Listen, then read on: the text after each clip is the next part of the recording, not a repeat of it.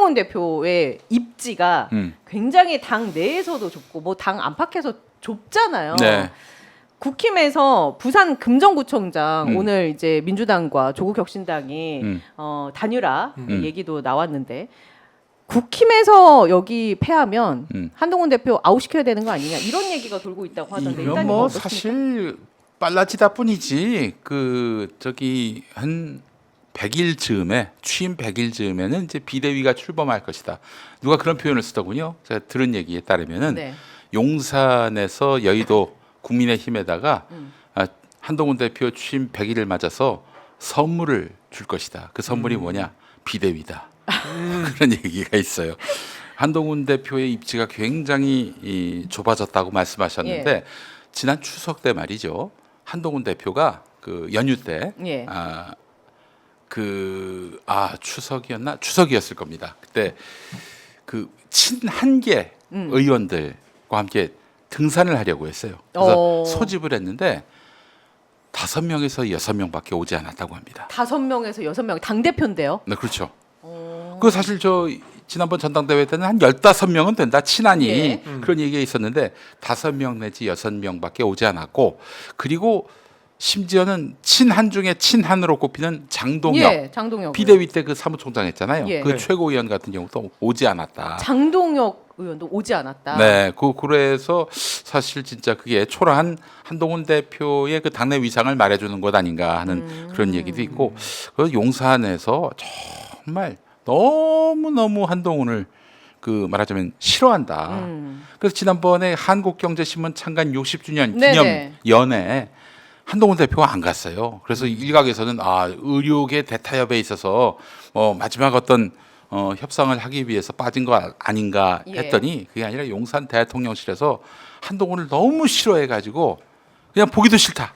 저도 이건 내부자로부터 들은 얘기인데 그 한국경제신문 창간 60주년 행사에 소위 VIP 네. 윤석열 대통령의 요구는 딱 한 가지였다고 합니다. 한동훈 대표가 만약에 오거들랑 나랑 동선을 절대 겹치게 하지 마라. 그 요구가 딱 한 가지였다고 하네요. 예, 그 정도로 이제 싫어했다는 얘기겠죠. 그렇게 그 사람을 싫어하는 사람이 어떻게 국정을 운영하는가 이런 의문에 그 봉착하기 마련이죠. 사실 저분은 그렇죠. 누구 만나기 꺼려하는 사람 만나면은 표정이 달라요. 예전에 입이 네모가 돼요. 입이 네모가 되고 웃을 때 눈이 동그래집니다. 진짜 눈이 동그래져서 이렇게 예전에 조국 혁신당 대표를 부처님 오신 날에 그 만났을 때도 이랬었어요.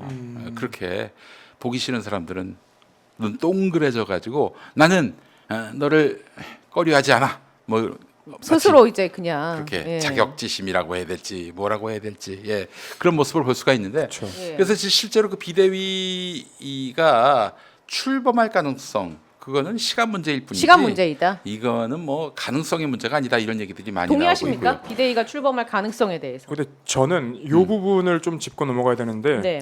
그 한동훈 대표랑 이재명 대표가 이제 회담을 했을 때 이 대통령실 분위기는 그 실시간으로 막 입장을 냈잖아요 대통령실에서. 근데 그때 이제 대통령실의 분위기는 둘이 아무것도 못해서 다행이다였어요. 근데 여태까지 그 한동훈 대표가 버틸 수 있었던 이유 중에 하나는 본인이 원외 인사인데다가 예. 권력이 없어요. 그 정치적 기반도 없고. 근데 그건 대통령실에서 원하는 인물상이에요. 그러니까 대통령실 입장에서는 자기를 치고 나올 만한 그런 여당의 권력이 있는 아니 강력한 당대표가 나오는 거 굉장히 불편한 상황이거든요.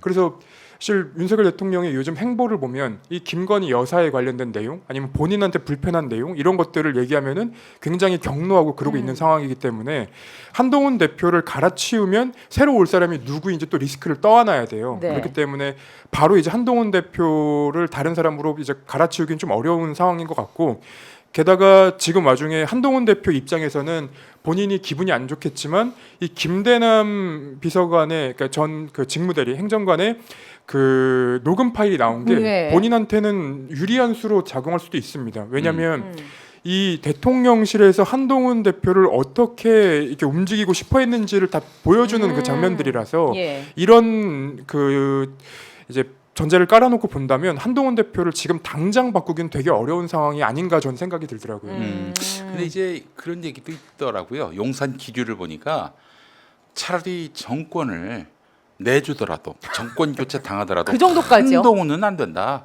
이런 어떤 의지가 아주 굳건하다고 그렇게까지 합니다. 보십니까? 예. 이건 아니 개인의- 제 의견이 아니라 예. 용산의 기류가 그렇다는 거예요. 용산의 기류요? 예. 어디에서 탐지하셨어요? 있어요. 그것까지 얘기하면은 나한테 정보 준 분이 곤란해질 수 있기 때문에. 예. 누구예요? 김대남 씨예요? 아니에요. 하여튼 뭐 여러분들이 잘 모르실 분인데 네. 또 그분 얘기에 따르면은 그게 도리어 이 윤석열 대통령과 이재명 대표 사이에 뭔가 거래가 가능한 그런 어떤 조건이 성숙된 것 아닌가. 이거는 여기서부터 좀 뇌피셜인데 네. 말하자면은 나 임기 종료할 때까지 안전을 보장하라. 흔들지 마라. 김건희 건들지 마라. 건들지 마라. 그러면 내가 이재명 이재명 대표에게 뭐 이렇게 더 이상 무리하게 수사 안 압박수를 두진 않겠다. 이런 거래가 형성될 분위기가 조성되지 않겠는가. 그렇게 볼 여지가 있다. 그게 용산 기류란 거예요. 용산 그게 기류. 용산 기류다. 네. 그 누구예요? 용산에 그저 우리 김건희 여사가 키우시는 강아지의 아니 근데 그러면 이런 반박을 할 수 있을 것 같아요. 뭐냐하면 같은 검찰 라인이고 한동훈 대표가 만약에 차기에 집권을 하든 뭔가 권력을 잡으면 그래도 같은 한솥밥을 먹었던 윤석열 대통령인데 사법적인 리스크를 최소화시켜주지 않을까라는 기대를 윤석열 그 기대를 대통령은 이재명 대표한테 할 수 있으면 하지. 차라리 한동훈 한테 대표에 대한 신뢰는 이제 없다. 그런 부분에 있어서는 전혀 없다라고 보시면 그렇죠. 됩니다. 그러니까 한동훈 대표에 대한 신뢰가 없다라는 점이 또 어디서 나오냐면 예. 그 검찰 인사가 있었잖아요 최근에. 근데 검찰 인사에서 윤석열 대통령 라인이라고 불렸던 그 특수부 라인 네. 검사들이 다 한직으로 다 날아가요. 근데 당연히 이제 기사 쓰는 기자들도 이게 분석이 안 되는 거예요 처음에는. 이거 뭐야 왜 이 특수부 라인들 다 날리지?라고 해서 다시 확인을 해보면 대부분 한동훈 대표랑 가까운 사람들이었던 거예요. 그러니까 뭐 송경호 서울중앙지검장이 또 한직으로 네네. 가고 지방으로 갔고요. 뭐 그 밖에도 이제 특수부 라인에서 이름을 우리가 들으면 알만한 검사들이 예. 다 갔단 말이에요. 그러면 이거는 윤석열 대통령 입장에서는 그냥 못 믿는 거예요. 그래서 수사 자체를 못하게 만들고 싶은 거고, 그리고 자기와 가까운 사람을 중앙지검장으로 앉혀서 이창수 중앙지검장이 왔고, 그리고 그 이후에 지금 김건희 여사에 대한 어떤 여러 혐의들이 무혐의로 나오고 있는 그런 상황이기 때문에 이거를 이미 이제 한동훈 대표 체제에 뭔가를 생각한 게 아니라 오기 전에 끝내놓고 가자라는 지금 생각을 갖고 있는 것 같아요. 제가 볼 때는. 그러면 이렇게 제가 질문 드려보죠. 한동훈 대표는 이렇게 고꾸라질 것인가? 그래서 이거는 제가 확인한 건 아니고 뜬 소문처럼 돌고 있는 얘기가 한동훈 신당 창당설 이런 얘기도 지금 나오고 있는 상황인데 네. 아니 지금 본인이 이 당에서도 당 대표로서 그러니까. 뭐 권위를 행사하는 것이 없고 권위를 또 이제 인정받는 것도 아닌데 나가서 만든들 그 뭐 되겠어요? 그래서 저는 뭐 그거는 좀 뜬금없는 얘기다 이런 생각은 드는데 예. 한동훈 대표는 언제까지 계속 이렇게 밀리고 또 그리고 고개 조아리고 이랬다가는 대권은 물론 이 당대표직을 수행하기도 어려울 것이다. 진짜 비대위 체제가 들어설 가능성도 있다는 점을 알아야 할 텐데 오늘 보니까 뭐 특검법 예. 뭐 맞습니다. 부결한다는 거 아니에요? 재의결 때 부결한다는 건데 이게 본인에게 과연 도움이 될지 모르겠어요.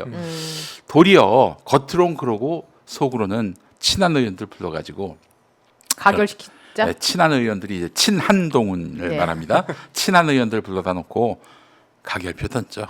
8표만 넘어가면은 네. 뭐 진짜 그야말로 새로운 세상이 그렇죠. 열리는 건데 그렇죠. 그렇게 해서 국회의 힘을 또 나의 계보만으로도 당신 얼마든지 할 수 있다.